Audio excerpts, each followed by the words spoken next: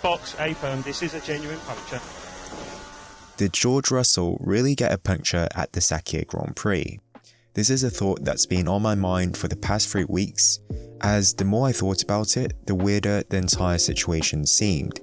I wasn't satisfied with the explanation given by Mercedes because they offered nothing more to what we already know.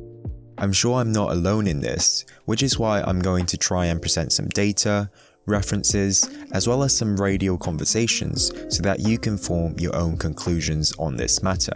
If we cast our minds back to 3 weeks ago, Russell was leading the race, having overtaken Bottas at the start, and George Russell takes the lead of the Sakhir Grand Prix, and maintained a healthy lead ever since.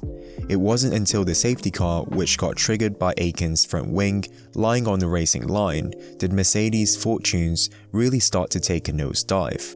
Having fitted Valtteri's front tyres during the safety car pit stop, George had to make an extra stoppage on the very next lap to correct that mistake. Despite being demoted to P6, George quickly made up positions, and by lap 73, he was already up to second. He managed to almost complete 5 additional laps before being told, Looks like a rear left puncture. These 5 laps are thus crucial for us due to 3 things, as we know that George was pushing hard to catch Sergio, George had relatively clean air as Sergio was more than 2 to 3 seconds up the road, George didn't have to waste time overtaking other cars. So essentially, these laps showcased Russell's true pace, and if we organise his lap times from the fastest to the slowest, we can see that those 5 laps are relatively consistent and fall within a window of less than 5 tenths, including the lap in which he was told about the puncture. That radio came on just before the braking zone into the final corner, so Mercedes would have still had enough time to react for a pit stop. We know there was enough time as Mercedes themselves attempted to do a double stack when George was already on the exit of the final corner earlier in the race. So, safety car. Staying out. Box.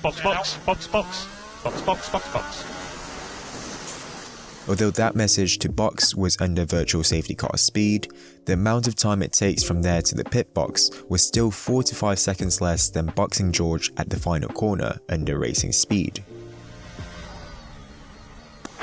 Box, A-firm, this is a genuine puncture.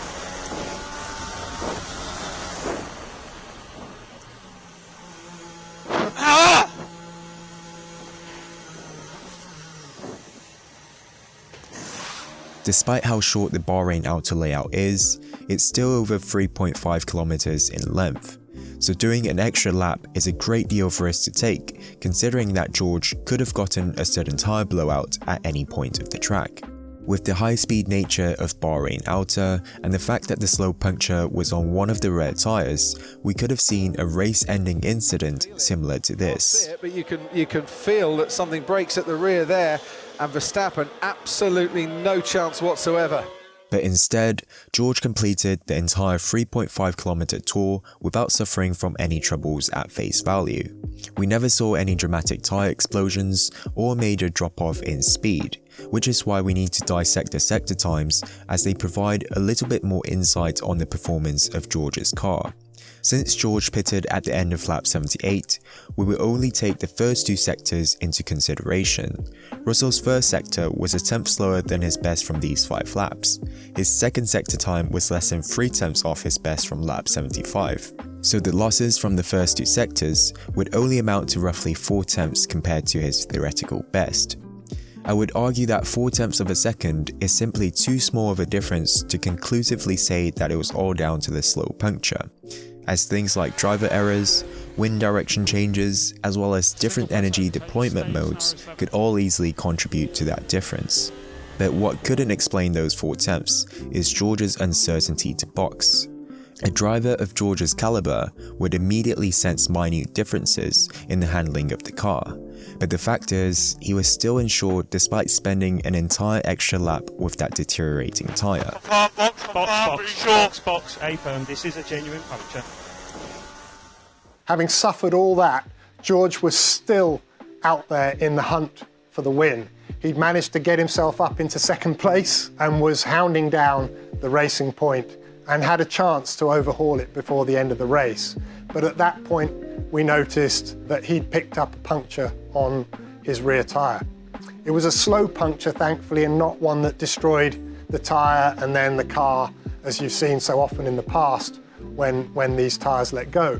While this explanation makes sense as for why we never saw a dramatic tyre explosion or George spinning out of the race like Max, it doesn't explain why Mercedes decided to let George carry on for one extra lap. Remember, these F1 cars are doing an average speed of 230 km an hour, around a track filled with bumps and curbs that could potentially destroy a structurally compromised tyre. Yet, Mercedes was confident enough to let him continue. Why was that the case?